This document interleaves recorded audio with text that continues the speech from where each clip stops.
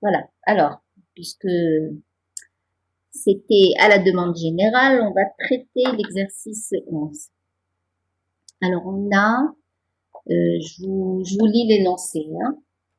Alors, on a 3 charges négatives, Q1, Q2, Q3, qui sont disposées sur un même axe, de sorte que la distance qui sépare deux charges consécutives est D. Donc, j'ai une distance D entre Q1 et Q2 et une autre distance D, la même distance D entre Q2 et Q3. On supposera le potentiel nul à l'infini, donc il faudra se souvenir de ça parce qu'il y aura un moment où on aura une énergie potentielle à l'infini à calculer, donc il faut qu'on se rappelle que le potentiel est nul à l'infini. Alors, calculer l'énergie potentielle de la charge Q1, calculer l'énergie interne du système de 3 charges, on abandonne Q1 et on maintient Q2 et Q3 fixes. Quelle est l'énergie cinétique C1 de Q1 quand elle arrive à l'infini? Calculer dans ce cas l'énergie potentielle EP2 de Q2. On abandonne ensuite Q2 et on maintient Q3 fixe. Quelle est l'énergie cinétique EC2 de Q2 quand elle arrive à l'infini? Et dernière question, comparer EC1 plus EC2 avec l'énergie interne du système et explique. Alors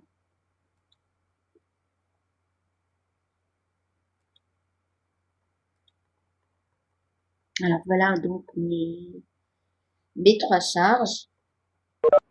Alors j'ai rajouté les points A, B, C pour qu'on situe un peu de manière un petit peu plus précise quand on parle du potentiel. On ne parle pas du potentiel au point A, le potentiel au point B, etc. D'accord? Alors, première question, on vous demande, je reprends l'énoncé.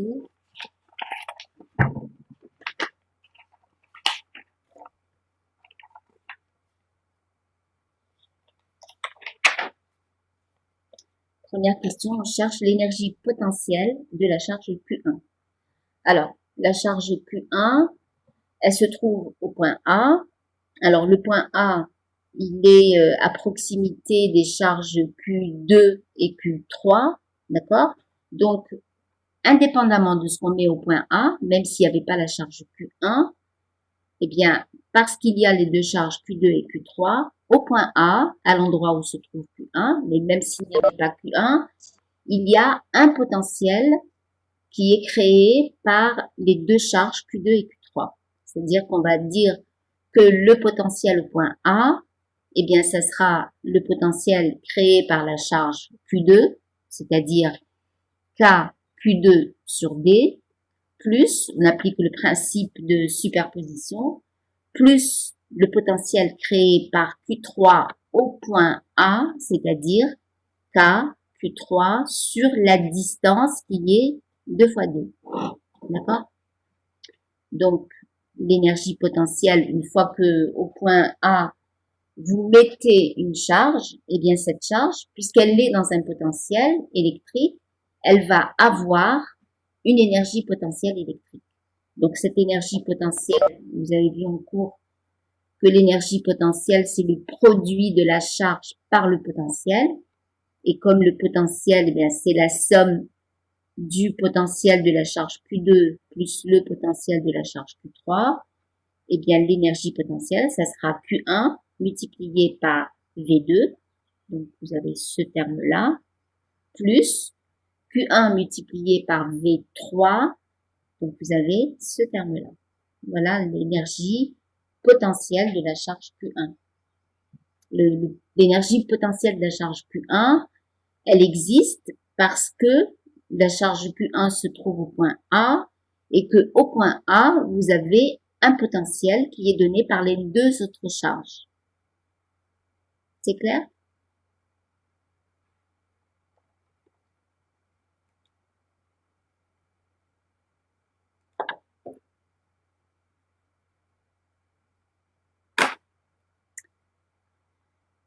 Alors, on passe à la question 2. Alors, ça suppose quoi le fait que ces charges Q1, Q2, Q3 soient maintenues au point A, B et C, ça veut dire quoi? si on faisait rien, si on faisait juste que poser ces charges au point A, B, C, qu'est-ce qui se passerait? Eh bien, comme elles sont toutes de même signe, eh bien, A va repousser B, B va repousser A, donc A va avoir tendance à partir vers la gauche, la charge Q2 va repousser la charge Q3, donc la charge Q3 va avoir tendance à partir vers la droite, et donc on n'aurait pas ce système des trois charges, Q1 au point A, Q2 au point B et Q3 au point C. D'accord? Et éteignez vos micros, s'il vous plaît. Et donc, pour que les Rafa, s'il vous plaît, vous éteignez votre micro. Alors, pour que les charges restent au point A, B et C, eh bien, ça veut dire qu'il faut qu'il y ait quelque chose, un opérateur extérieur qui aille contre les forces de répulsion. C'est-à-dire que quelque chose va maintenir, on va exercer une force opposée à la force de répulsion pour que sur la charge Q1, il n'y ait pas de force appliquée. Donc, la charge Q1 va rester au point A. La charge Q2, eh bien, on va s'arranger pour qu'elle reste au point B, c'est-à-dire qu'on va s'opposer aux forces de répulsion et elle va rester au point B. C'est-à-dire que de manière extérieure, on va faire en sorte qu'il n'y ait pas uniquement les forces électriques qui interviennent et que chaque force électrique qui intervient, elle va être contrée par un opérateur extérieur qui va la neutraliser et au bout du compte, les charges Q1, Q2, Q3, eh bien, elles sont au point A, B et C et elles vont y rester. Parce que si on n'agit pas de l'extérieur, eh bien, elles vont se séparer sous l'action des forces de répulsion électrique. C'est clair, ça? Alors, donc, ok. D'accord. Alors, maintenant, deuxième question. On vous dit calculer l'énergie interne du système des trois charges. Alors, l'énergie interne du système des trois charges, eh bien, c'est l'énergie qu'il faut dépenser pour assembler les trois charges. C'est-à-dire qu'on prend la charge Q1, on va aller chercher la charge Q2 à l'infini, on la ramène au point B, d'accord? Donc, le travail qu'il a fallu fournir, vous avez certainement revu ça en cours. Le travail qu'il faut fournir pour assembler les charges Q1 et Q2, eh bien, ça va être K, Q1, Q2 sur D. Ensuite, il faut aller chercher la charge Q3, on va la chercher à l'infini et on la ramène au point C. Alors là, la charge Q3, eh bien, il faut l'assembler d'abord à la charge Q1 et ensuite, il faut aussi l'assembler à la charge Q2. D'accord? Donc, on va fournir deux travaux. D'accord? On va faire la somme en réalité de trois travaux W1, W2, W3 et chaque travail, eh bien, ça sera le terme. Alors, pour assembler Q1 avec Q2, eh bien, ça sera K, Q1, Q2 sur D. Pour assembler Q1 avec Q3, ce sera K, Q1, Q3 sur 2D. Et pour assembler Q2 avec Q3, ce sera K, Q2, Q3 sur D. Voilà donc l'énergie interne d'un système de trois charges. C'est bon? Alors, je vous avais mis à la fin, voilà, un petit résumé sur ce que c'est que l'énergie interne d'un système de charge. Alors, si on comprend bien ce qui se passe quand on assemble deux charges, et bien après, assembler 3 charges, 4 charges, n charges, c'est plus facile à comprendre. Alors, qu'est-ce qui se passe quand on veut assembler 2 charges? Eh bien, il faut qu'il y ait un opérateur extérieur qui s'oppose, c'est ce que je vous disais tout à l'heure, qui s'oppose à la force électrique. Donc, l'opérateur devra exercer sur chacune des charges Q1 et Q2 une force qui sera opposée à la force, alors si c'est des forces, si c'est des charges de même signe, ça sera une force de répulsion. Si c'est des charges de signe contraire, ça sera une force d'attraction qu'il y aura entre les deux charges Q1 et Q2. Alors, cet opérateur va fournir donc une force opposée à la force électrique.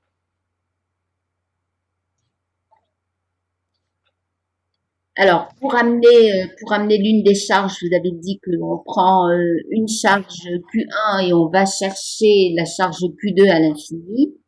Donc, le travail que va devoir fournir l'opérateur, eh bien, ça sera la somme de tous les travaux élémentaires, c'est-à-dire les produits scalaires F de l'opérateur dl, depuis le point de départ jusqu'au point d'arrivée. Alors, le point de départ, c'était l'infini. Et le point d'arrivée, c'est quand la charge Q2 arrive à la distance petit d de la charge Q1. Alors ensuite, eh bien, on a remplacé la force de l'opérateur par moins F. Et sachant que la force électrique dérive d'un potentiel, eh bien, le produit scalaire FdL est égal à moins DEP. C'est-à-dire que ici, vous avez moins le produit scalaire FdL, eh bien, ça devient plus DEP. Et si vous calculez l'intégrale des DEP entre l'infini et D, eh bien, vous avez l'énergie potentielle au point D moins l'énergie potentielle à l'infini. Et comme l'énergie potentielle à l'infini est égale à 0 parce que le potentiel à l'infini est égal à 0, c'est souvent ça qu'on prend comme référence de l'énergie du potentiel et donc de l'énergie potentielle.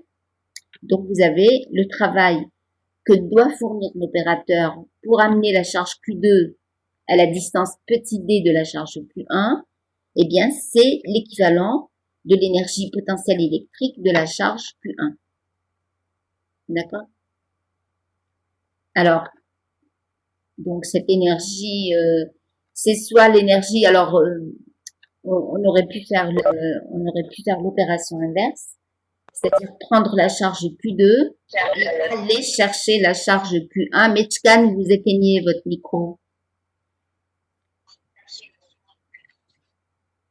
Alors, ici, j'ai fait le raisonnement pour le cas où j'ai la charge Q1 et je suis allée chercher la charge Q2 à l'infini. Mais on aurait très bien pu faire l'autre opération, pas l'inverse, mais l'autre façon de faire, c'est d'avoir la charge Q2 et d'aller chercher la charge Q1 à l'infini et de la ramener à la distance petit d de la charge Q2.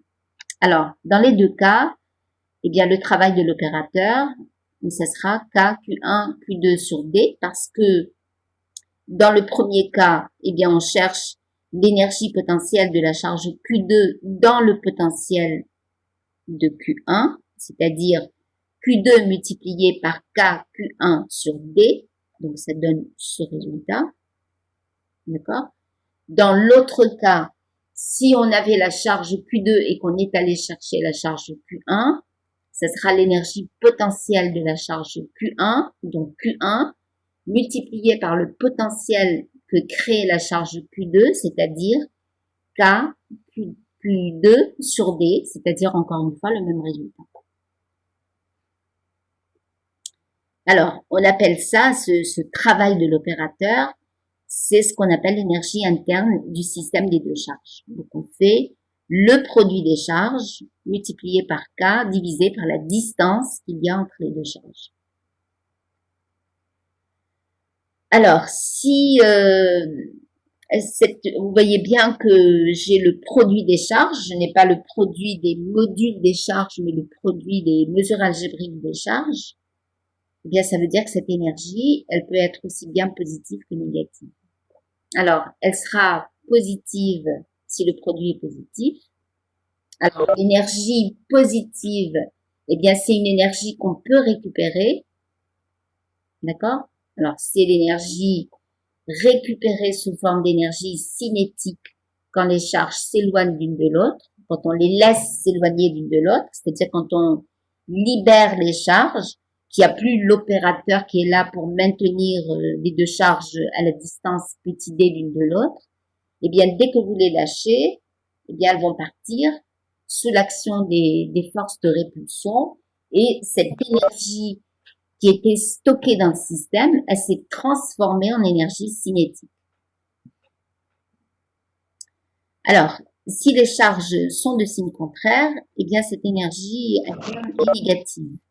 Alors, si elle est négative, eh bien ça veut dire que c'est une énergie négative, c'est un déficit, c'est un manque d'énergie. Donc c'est de l'énergie qu'il va falloir donner au système pour que les charges puissent se séparer. Voilà. Voilà donc la signification du signe qu'on pourrait trouver dans cette énergie interne d'un système de deux charges. Alors ensuite, eh ben, je vous ai mis le cas de trois charges. Alors pour assembler trois charges, eh bien on assemble d'abord les deux premières. D'accord? Donc on doit fournir le travail W1 égale à K Q1 sur la distance entre Q1 et Q2. Ensuite, on va chercher la troisième charge et on va l'assembler à chacune des charges. C'est-à-dire qu'on va fournir un travail W2 pour assembler Q1 avec Q3 et un travail W3 pour assembler Q2 avec Q3. Et l'énergie interne du système, eh ben, c'est la somme de W1, ce qu'il a fallu fournir pour assembler les deux charges Q1 et Q2, plus W2, donc l'énergie qu'il faut fournir pour assembler Q3 avec Q1, plus W3, l'énergie qu'il faut fournir pour assembler Q3 avec Q2. Et vous avez la somme de ces termes. Voilà. Alors, le cas de n charges ponctuelles, eh bien,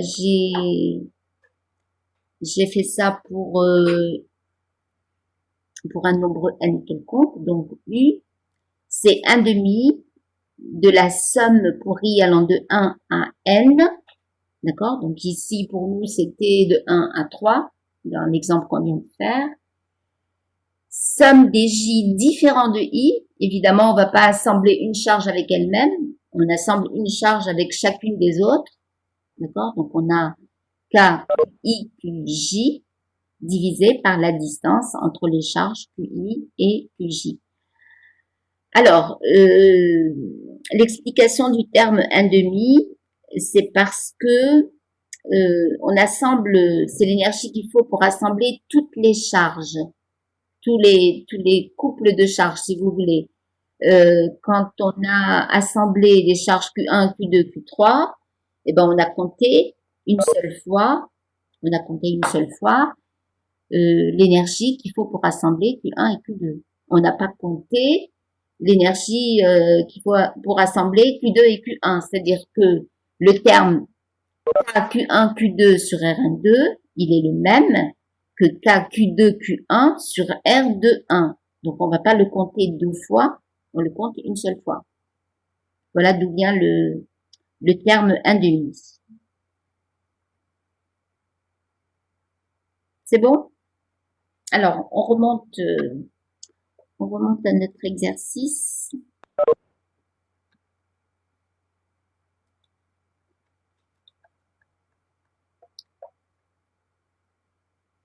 Voilà, donc on avait calculé l'énergie interne. Est-ce que c'est plus clair maintenant? C'est bon? Bon. Adrien. D'accord. Ok, merci.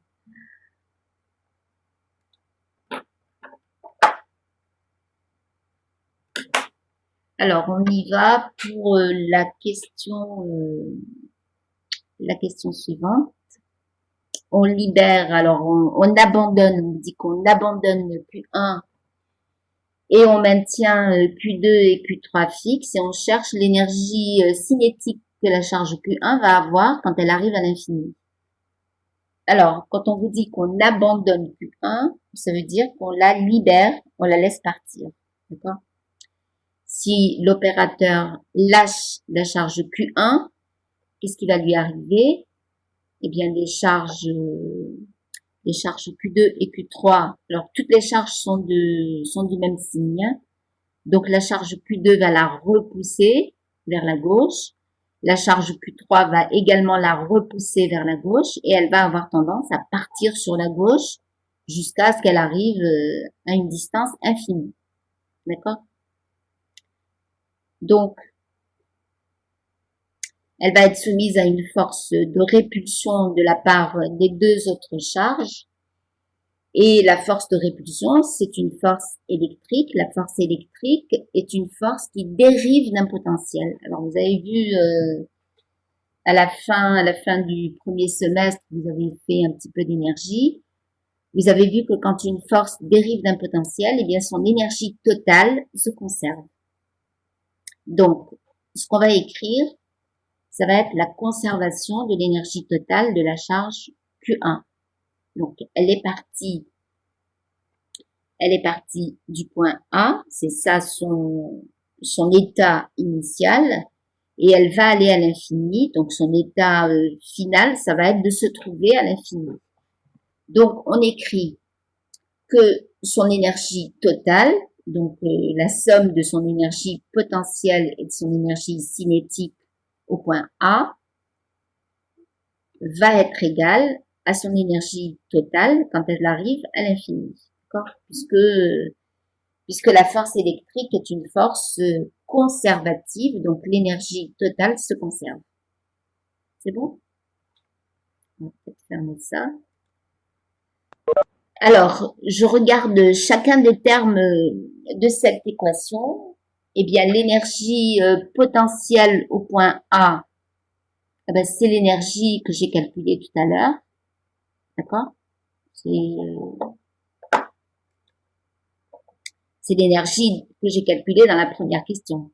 D'accord? L'énergie potentielle de la charge Q1 quand elle se trouve au point A.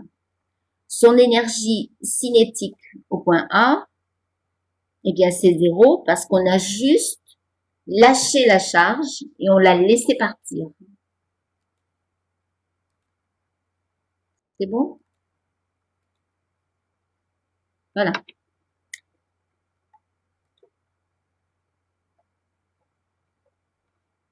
Donc, on en était à notre équation.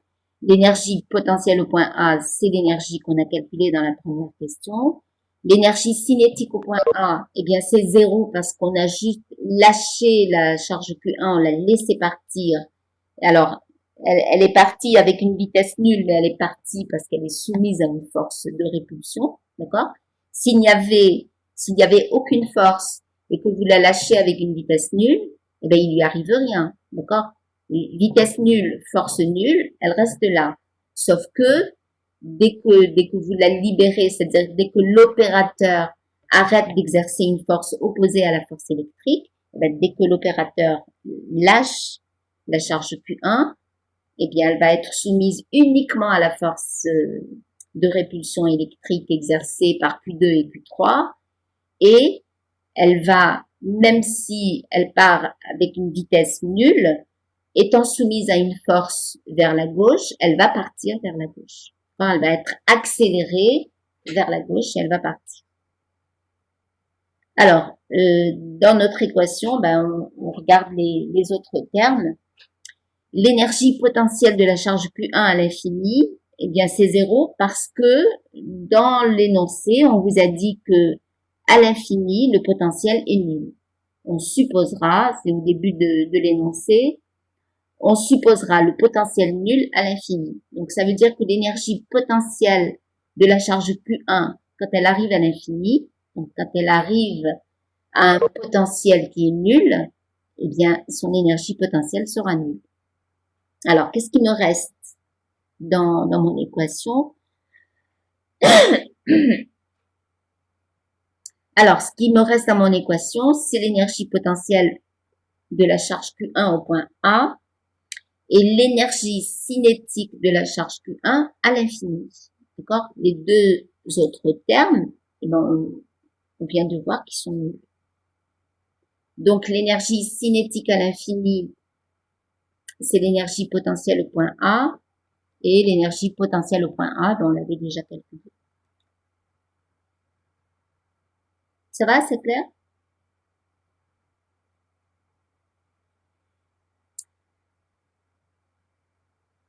Alors, question, d'accord, merci. Alors, question 4, et calculer dans ce cas l'énergie potentielle de la charge Q2. Alors, qu'est-ce qu'il nous reste maintenant? Maintenant que Q1 est parti, oh là, il y a une erreur là. Bon, quand la charge Q1 est partie, ben, il reste que la charge Q2 avec la charge Q3. C'est-à-dire que l'énergie potentielle, alors il y a une erreur ici, vous corrigez sur votre PDF, c'est Q2. Non, je sais pas si je peux le faire.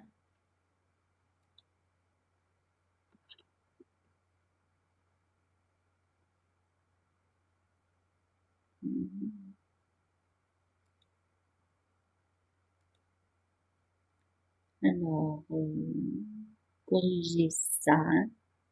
D'accord? Voilà. Donc,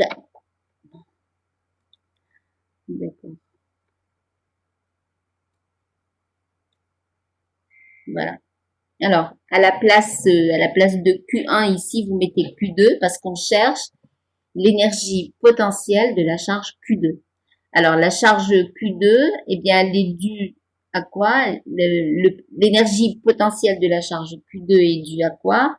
Eh bien, c'est dû à...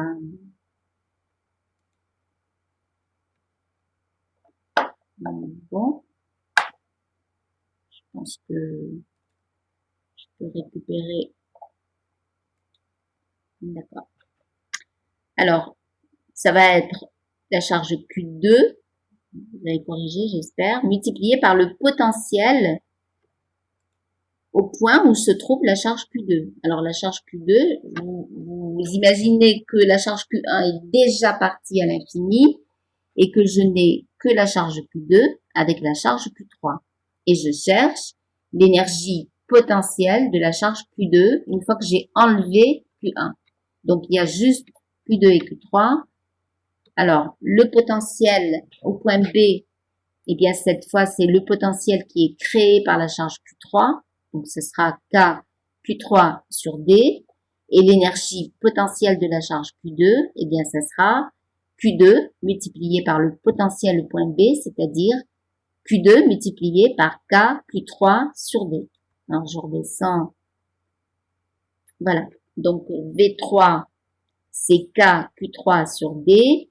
Je multiplie par Q2 et ça me donne K Q2 Q3 sur D. Voilà l'énergie potentielle de la charge Q2 une fois que Q1 est parti. D'accord? C'est séquentiel. Hein? C'est après le départ de Q1 qu'on cherche l'énergie potentielle de la charge Q2.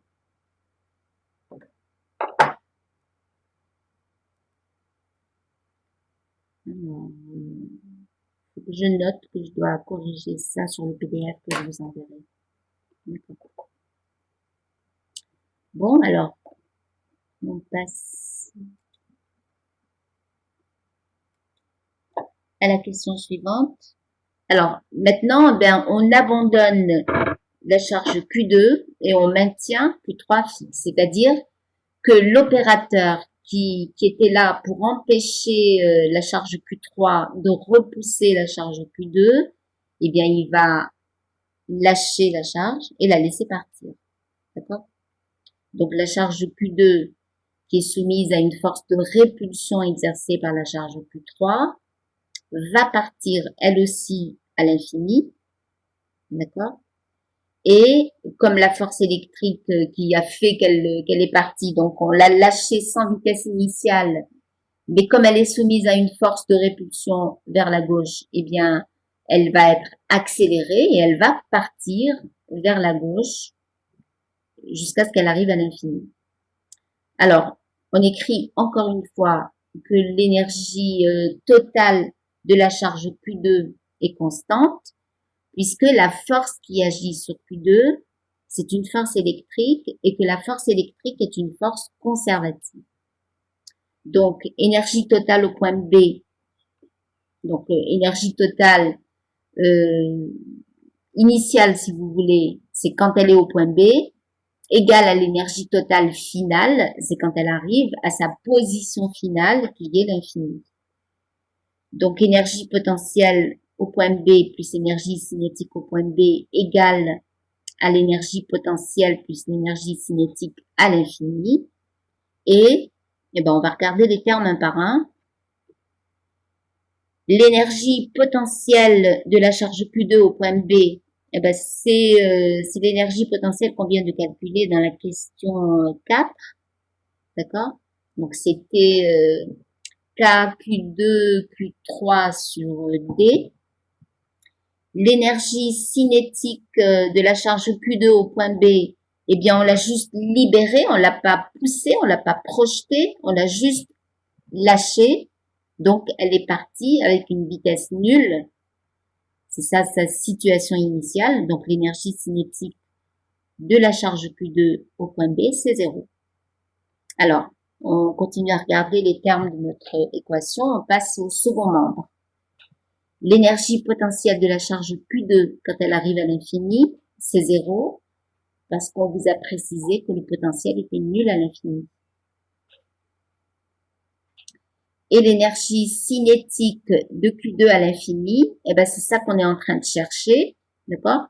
Donc, on reprend notre équation, on a trouvé que le terme EC2 de B était nul, que le terme EP2 à l'infini est nul, donc on va avoir l'énergie cinétique de la charge Q2 à l'infini égale à l'énergie potentielle de la charge Q2 quand elle se trouvait au point B. Énergie potentielle de Q2 au point B, on l'a déjà calculé dans la question 4. C'est bon?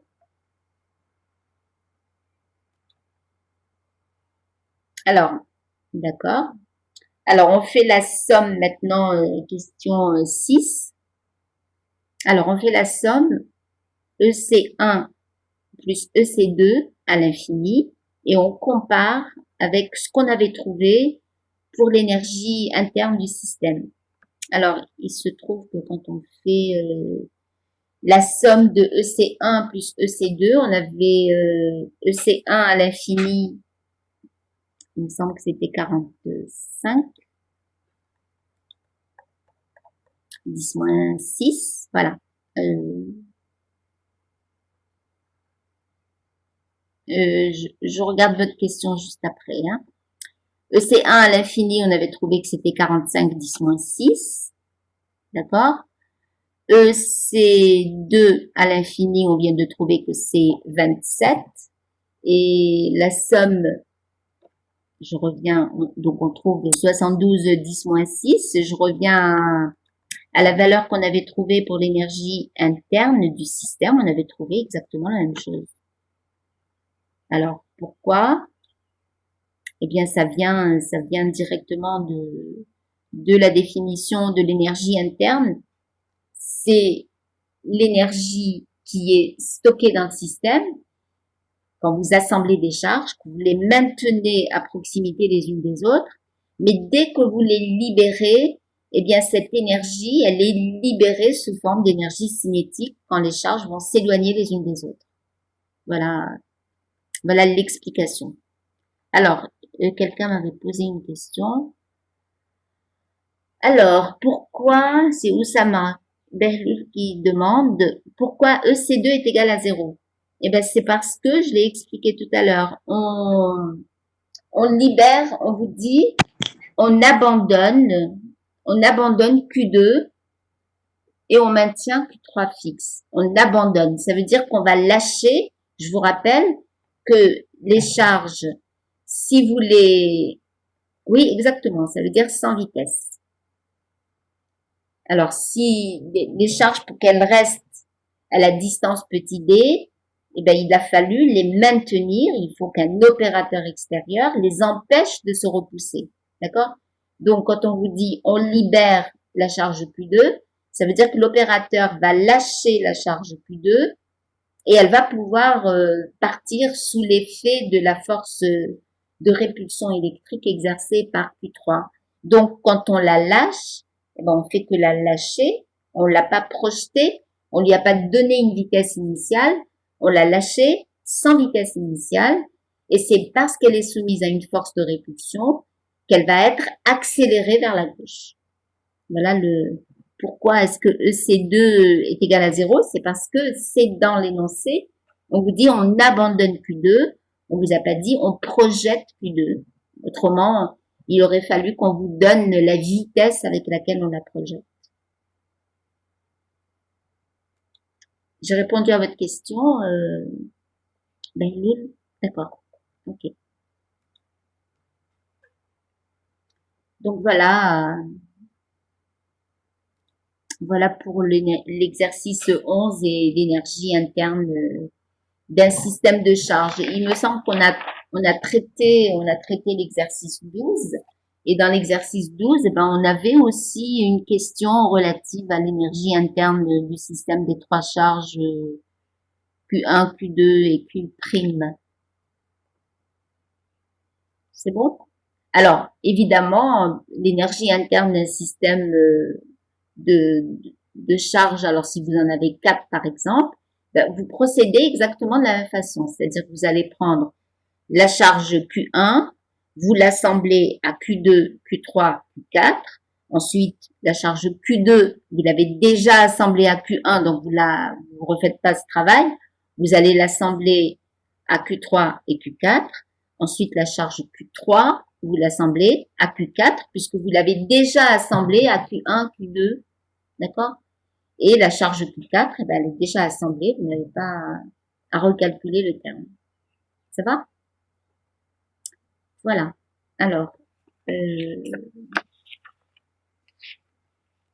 on avait, je me rappelle pas si on a fini l'exercice sur le dipôle. Est-ce qu'on avait fini? Vous pouvez me dire? Alors, on avait fait l'exercice 13 et l'exercice 14. Il me semble qu'on avait fini. Oui. Ok. Alors, vous vouliez qu'on fasse l'exercice 15, c'est ça?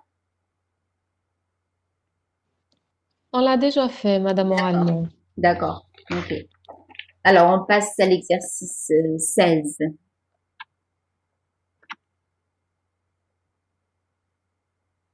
Alors, l'exercice 16, c'est dans la série sur le théorème de Gauss.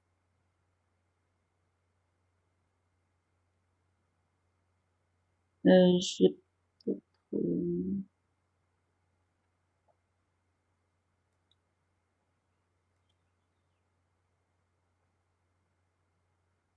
D'accord, alors je vais arrêter l'enregistrement et le reprendre.